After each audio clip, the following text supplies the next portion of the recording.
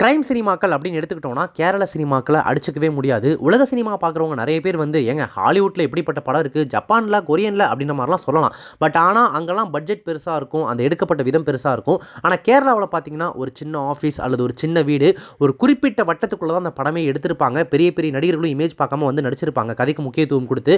ஆனால் ஸ்க்ரீன் பிளேவாக பார்க்கும்போது மிரட்டி விட்டுருப்பாங்க. இப்போ ரீசெண்டாக வெளியான கிஷ்கிந்தா காண்டம் மற்றும் கோலம் திரைப்படங்களை கூட இதுக்கு ஒரு நல்ல உதாரணங்களாக சொல்லலாம். அந்த வகையில் அடுத்ததாக வெளியாகி இருக்கக்கூடிய திரைப்படம் தான் சூக்ஷ்மதர்ஷினி.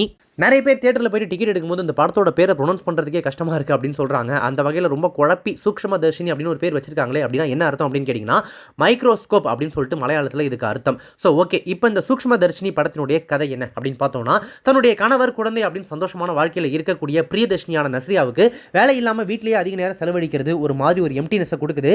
மைக்ரோபயாலஜி படிச்சிருக்கக்கூடிய அவங்க வேலைகளுக்காக ட்ரை பண்ணிக்கிட்டே இருக்காங்க.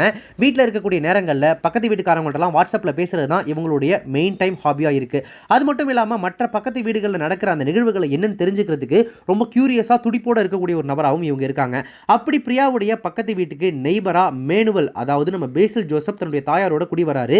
அதுக்கப்புறம் ஒரு நாள் மேனுவலோட தாயார் காணாமலும் போயிடுறாரு. அவங்க ஏன் காணாமல் போனாங்க அப்படின்றதுக்கு அவங்க அல்சைமர் நோயால் பாதிக்கப்பட்டிருந்ததா மேனுவல் பக்கத்து வீட்டுக்காரங்க அத்தனை பேர்ட்டையும் சொல்லி நம்ப வைக்கிறாரு. இதில் ஏதோ சிக்கல்கள் இருக்கிறதா யூகிக்கக்கூடிய பிரியா இதில் என்ன சிக்கல் இருக்குது, அவர் தப்பு பண்ணுறாரா இல்லையா அப்படின்றத கிட்டத்தட்ட லோ பட்ஜெட் ஷெர்லாக் ஹோம்ஸ் லெவலுக்கு நேரடியாக இறங்கி தேட ஆரம்பிக்கிறாங்க. அதுக்கப்புறம் அந்த மேனுவலோட தாயார் கிடைச்சாங்களா, டார்கெட் வச்ச அந்த மெயின் வில்லன் சிக்கனானா அப்படின்றத ட்விஸ்ட்டுகளோட சொல்லக்கூடிய மற்றும் ஒரு மலையாள கிரைம் த்ரில்லர் தான் இந்த சூக்ஷ்மதர்ஷினி. 4 வருஷங்களுக்கு பிறகு மல்லுவுட்டுக்கு திரும்ப வந்திருக்கக்கூடிய நஸ்ரியாவுக்கு இந்த திரைப்படம் ஒரு பர்ஃபெக்டான கம்பேக் அப்படின்னு சொல்லலாம். வேலைக்கு போகிறதுக்காக இயங்கக்கூடிய ஒரு மனைவியாகவும், பக்கத்து வீட்டில் நடக்கக்கூடிய விஷயங்களில் மூக்க நுழைக்கிற ஒரு பாத்திரமாகவும், அவங்களுடைய அந்த கியூட்டி ஜோனில் துருதுருப்பாகவும் at the same time performance ஜோனில் ஒரு நடிகையாக இறங்கி கலக்கவும் செஞ்சுருக்காங்க. காமெடி சீரியஸ்னு கதாபாத்திரத்திற்கு தேவையான கச்சிதமான நடிப்பை கொடுத்து ஒரு நடிகையாக இந்த படத்தில் அவங்க முத்திரை பதிக்கிறாங்க. இங்கே ஒரு நடிகை இப்படி பர்ஃபார்ம் பண்ணிட்டு இருக்காங்களேப்பா, இவங்களை தாண்டி இந்த படத்தில் யார் தெரிஞ்சிட முடியும் அப்படின்னு கேட்டிங்கன்னா தெரிஞ்சிட முடியும் அப்படின்னு சொல்லிட்டு வர்றவர் தான் வில்லனாகவும் காமெடியனாகவும் பட்டாசு கொளுத்துற நம்மளுடைய பேசில் ஜோசப். காமெடி டோன்களுக்கு நமக்கு பரிச்சயமான அவருடைய பாடி லாங்குவேஜ் இந்த தடவை ரொம்ப கொடூர வில்லனிசத்தை நமக்கு காட்டுது. ஒரு பாயிண்ட்டுக்கு மேலே இவருக்குள்ள இப்படி ஒரு சைக்கோவா, இப்படி ஒரு வில்லனிசமா அப்படின்னு நம்மளே யோசிக்க வைக்கிறாரு, பயமுறுத்த வைக்கிறாரு. வகுடு எடுத்து சீம்னா ஹீரோன்னு நினச்சியா, அவன் தாண்டா மெயின் வில்லனே அப்படின்னு ஒரு ஈவில் ஸ்மைலை கொடுத்து அவர் பண்ற சேட்டைகள்லாம் வேற ரகம். கணவராக வரக்கூடிய தீபக் பரம்போல், பக்கத்து வீட்டுக்காரர்களாக வரக்கூடிய அகிலா பார்கவன், பூஜா மோகன்ராஜ் அப்படின்னு சொல்லிட்டு பல கேரக்டர்களும் தங்களுக்கு கிடைக்கிற கேப்களில் ஸ்கோர் பண்ணிட்டு போயிட்டே இருக்காங்க. எந்த கேரக்டர்களுமே வீணடிக்கப்படலை அப்படின்றது இந்த இடத்துல குறிப்பிடத்தக்கது. நம்ம கிரைம் த்ரில்லர் சினிமாக்கள் நிறைய பார்த்து பார்த்து பார்த்து நம்ம மைண்டு ஒரு பாயிண்ட்டுக்கு மேலே படத்தை பார்க்குறத விட்டுட்டு இதுவாக தானே இருக்கும், அந்த ட்விஸ்ட்டாக தானே இருக்கும் அப்படின்னு நம்மளே ஒரு மாதிரி கெஸ் பண்ண ஆரம்பிச்சிருவோம். நம்மளே ஏதோ ஒரு பெரிய சினிஃபைல் மாதிரி ஃபீல் பண்ண ஆரம்பிச்சிருவோம். அந்த வகையில் இந்த சூக்ஷ்மதர்ஷினி படத்தை பார்க்கும்போதும் ஒரு சில ட்விஸ்ட்லாம் அவங்களால கெஸ் பண்ண முடிகிற மாதிரி தான் இருக்கும். ஏன்னா நம்ம ஏற்கனவே பார்த்து பழகின கான்செப்டில் தான் இந்த படத்தில் இருக்கக்கூடிய அத்தனை அந்த மர்ம முடிச்சுகளும் அவிழ்க்கப்படுது. ஆனால் அதுலேயுமே கூட அதிரடியான மெனக்கெடல்களை கொடுத்து ஒரு சரியான சீட்டட் த்ரில்லர் திரைக்கதையை வடிவமைச்சிருக்காங்க திரைக்கதை ஆசிரியர்களான எம்சி ஜித்தன், அதுல் ராமச்சந்திரன், லிபின். இந்த கூட்டணி அடுத்தடுத்து இதுதான் நடக்கும் அப்படின்னு சொல்லிட்டு பார்வையாளர்கள் நினைக்கக்கூடிய சமயங்களில் இது ட்விஸ்ட்டு கண்ணா அப்படின்னு சொல்லிட்டு கிளைமேக்ஸ் வரைக்கும் ஒரு மாதிரி பரபரன்னு துடிப்பாக நகர்த்திட்டு போயிட்டு திரையிலேயே ஹீரோவாக ஜொலிக்கிறாரு இயக்குனர் எம்சி ஜித்தின். இது போன்ற த்ரில்லர் கதைகளை முழுமையாக திரைக்கதையாக மாற்றும் போது எழுத்தாளர்களுக்கு அதில் சில சிக்கல்கள் எழும். எப்படி பார்த்தாலும் இதை தானங்க ட்விஸ்ட்டாக வைக்க முடியும், இதுக்கு மேலே என்னங்க பண்ணிட முடியும் அப்படின்னு யோசிக்கும் போது தான் நம்ம சேட்டன்கள் கிஷ்கிந்தா காண்டம் மாதிரி ஒரு கதையை கொண்டு வந்து பிரசன்ட் பண்ணி எங்களால் இப்படி எழுத முடியும் அப்படின்னு காட்டுவாங்க. அந்த வகையில் இந்த திரைப்படம் ஒரு நார்மல் கிரைம் த்ரில்லர் அந்த வகையை சேர்ந்த ஒரு கதையாக இருந்தாலுமே கூட அதுலேயுமே என்னெல்லாம் நியாயம் செய்ய முடியும், பார்க்குற பார்வையாளர்களுக்கு ஒரு நல்ல உணர்வை கொடுக்க முடியும் அப்படின்றதுக்கு திரைக்கதையை தனித்தனியாக எடுத்து சூப்பராக எழுதியிருக்காங்க.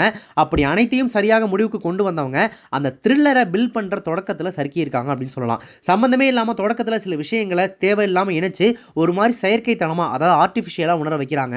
இதுவே படத்தினுடைய முதல் சில நிமிடங்களுக்கு பாதகமாக அமைஞ்சு படத்தோட வேகத்தையும் ஒரு மாதிரி அப்படியே குறைச்சிருது.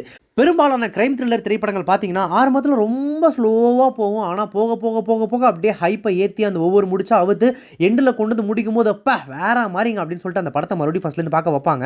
இதற்கு திருஷ்யம் உள்பட பல மலையாள திரைப்படங்களே உதாரணமாக சொல்லலாம்.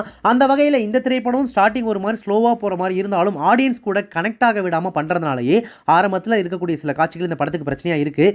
ஏற்கனவே நம்ம பார்த்த கான்செப்டில் படத்தை ஒன்றா சேர்த்தவங்க பிரச்சனையை தெளிவாக சொல்லாமல் கலந்தது தான் படத்தில் ஒரு மிகப்பெரிய ப்ராப்ளமாகவே இருக்குது. பெரும்பான்மையான கதை ஒரே தெருவுக்குள்ளே நடக்கிறதுனால ஒளிப்பதிவாளருக்கு கண்டிப்பாக இந்த திரைப்படம் பல சவால்களை கொடுத்துருக்கும். அதை அத்தனையுமே தாண்டி ஒரு தெருவோட அத்தனை வீட்டுக்குள்ளேயும் நுழைந்து ரொம்ப தெளிவாக படம் பிடிச்சு காமிச்சு சரண் வேலாயுதத்தினுடைய ஒளிப்பதிவு வேற மாதிரியான ஒரு ஃபீலை கொடுக்குது. இன்டர் கட் மேட்ச் கட் அப்படின்னு சொல்லிட்டு படத்தை இன்னும் பரபரப்பாக்க உதவி இருக்கு படத்தொகுப்பு. த்ரில்லர் உணர்வை பார்வையாளர்களுக்கு கடத்துறதுல படத்தொகுப்பாளர் சாமன் சாக்கோவின் கைவண்ணம் இந்த விஷயத்துல பெரும் பங்காற்றி இருக்கு அப்படின்னே சொல்லலாம். இப்படி ஒரு ஒளிப்பதிவு, அப்படி ஒரு பரபர எடிட்டிங், இது எல்லாத்துக்குமே பக்கபலமா இருந்திருக்கு கிறிஸ்டோ சேவியருடைய பின்னணி இசை. இறுதியில் வரக்கூடிய அந்த மந்தகாசம் பாடல் நஸ்ரியாவுடைய டிடெக்டிவ் வேலைகளுக்கு மாஸ் கூட்டி அடிப்பொலி ரகமாக கிட்டத்தட்ட வைப் பண்ண வச்சு தான் தேட்டரை விட்டே அனுப்புது அப்படின்னு சொல்லலாம். ஸோ மொத்தமாக அந்த சூக்ஷ்ம தர்ஷினி எப்படி இருக்குது அப்படின்னு கேட்டிங்கன்னா, தொடக்கத்தில் கதைக்கு தேவையான ஒரு சில துப்புகளை ப்ராப்பராக வச்சு சர்க்கிள்களை குறைச்சிருந்தாங்க அப்படின்னா த்ரில்லர் மீட்டரை இன்னுமே கூட பர்ஃபெக்டாக பயங்கரமாக எகிர வச்சிருந்துருக்கலாம். ஆனாலும் ஒரு நல்ல த்ரில்லர் திரைப்படமாக கவனிக்க வைக்குது சூக்ஷ்ம தர்ஷினி. ஸோ ஓவரால் தேட்டருக்கு போய் பார்க்கலாமா இல்லையா ஒர்த்தா அப்படின்னு கேட்டிங்கன்னா, கண்டிப்பாக இந்த வருஷத்தில் மலையாள சேட்டன்களுடைய அடுத்த தரமான சம்பவம் அப்படின்னு சொல்லிட்டு இந்த சூக்ஷ்ம தர்ஷினி சொல்லலாம். ஏன்னா அந்த ரிவ்யூவில் சொன்ன ஒரு சில குறைகள் உங்களுக்கு படம் பார்க்கும்போது பெருசாக தெரியலாம், அல்லது அது ஒரு பெரிய விஷயமாகவே தெரியாமலும் போகலாம். ஆனால் ஓவராலாக படம் பார்த்து முடிச்சுட்டு நீங்கள் ஸ்க்ரீன்லேருந்து கிளம்பும் போது சேட்டன்க கலக்கிறாங்கல்ல, ஒரு சின்ன நாட்டை எடுத்துக்கிட்டு அது ஒரு சின்ன இடத்துல வச்சுட்டு பட்ஜெட்டே இல்லாமல் பெரிய ஹீரோயினை வச்சு ரொம்ப சூப்பராக சொல்லிடுறானுங்களா அப்படின்னு சொல்லிட்டு மலையாள சினிமா புகழ மற்றும் ஒரு முறை உங்கள் வாயாலேயே பாட வைக்கக்கூடிய திரைப்படமாக தான் இந்த சூக்ஷ்ம தர்ஷினி வெளியாகி இருக்கு. ஸோ சேட்டன்களுக்கு இந்த வருஷத்தில் அடுத்த பிளாக் பஸ்டர் அப்படின்னு ஈஸியாக சொல்லிடலாம். இப்போ இந்த படத்தை நீங்கள் பார்த்துட்டீங்க அப்படின்னா படத்தை பற்றின உங்களுடைய கருத்துக்கள் ரிவ்யூ வேணும் அப்படின்றத கமெண்ட்ஸில் மென்ஷன் பண்ணுங்கள். இப்போ இந்த ரிவ்யூ உங்களுக்கு ரொம்ப பிடிச்சிருந்துச்சுன்னா லைக் பண்ணுங்கள், ஷேர் பண்ணுங்கள். நம்ம சேனல் இது வரைக்கும் சப்ஸ்கிரைப் பண்ணாதவங்க யாராவது பார்த்துருக்கீங்க அப்படின்னா மறக்காம உடனே இப்போவே நம்ம சேனலுக்கு சப்ஸ்கிரைப் பண்ணிட்டு பக்கத்தில் நோட்டிஃபிகேஷன் பில் பட்டனை மறக்காம டிங் நினைத்துருங்க.